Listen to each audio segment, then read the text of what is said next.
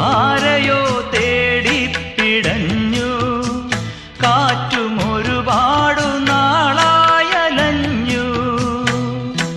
പൂന്തെന്നലി പൊന്നോളമായി ഒരു പാഴ്കിരീടം മറഞ്ഞു.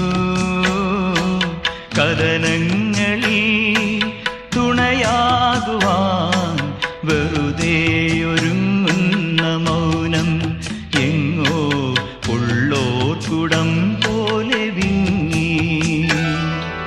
കണ്ണീർ പൂവിൻ്റെ കവിളിൽ തലോടി ഈണം മുഴങ്ങും പഴം പാട്ടിൽ മുങ്ങി.